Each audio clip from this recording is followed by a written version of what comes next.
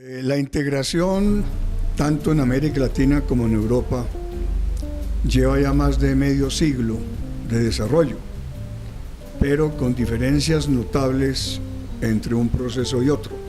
Mientras Europa, aunque tiene también sus crisis, ha avanzado profundamente en sus diversos contenidos y etapas de integración, la América Latina, fraccionada en múltiples procesos de integración, presenta hoy situaciones de estancamiento, de parálisis.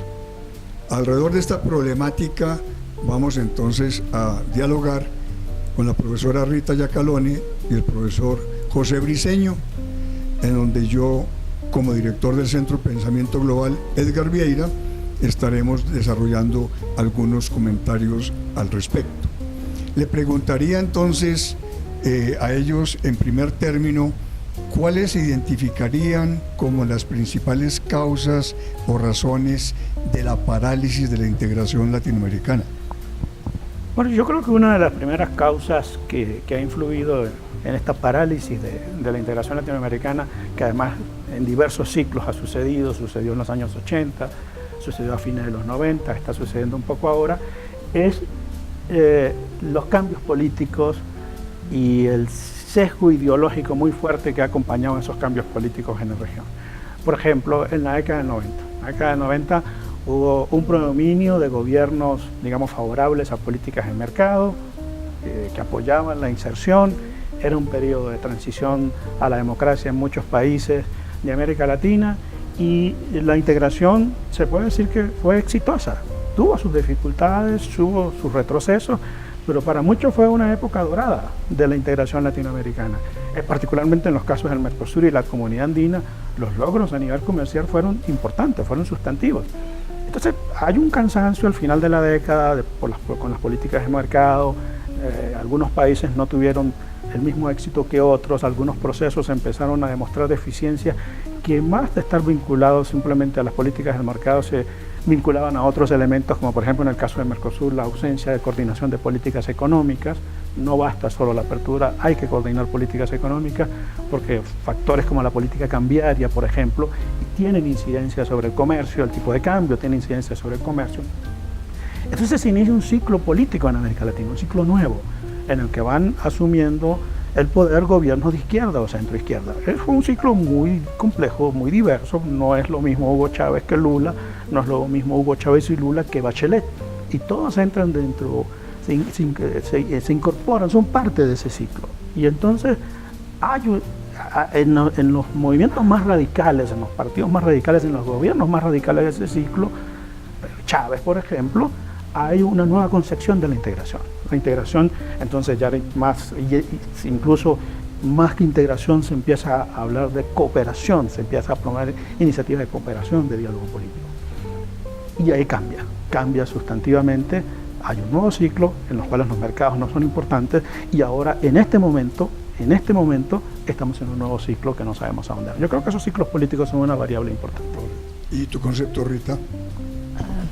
Estoy de acuerdo con José, pero yo agregaría también que hay cambios en el contexto social, en el sentimiento de la gente común o del común de la población con respecto a la integración, que lleva a lo que se conoce como fatiga de la integración.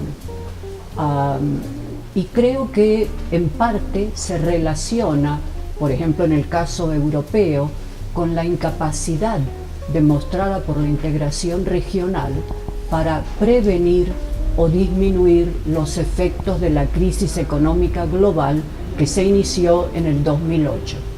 El fracaso en ese sentido permitió destacar ya, o poner en primer lugar, la falta de identificación del ciudadano común con la integración. En el caso específico de América Latina, creo que hay que agregarle también la percepción que tiene la sociedad de la existencia de una crisis institucional, tanto en Mercosur como en los otros acuerdos de integración.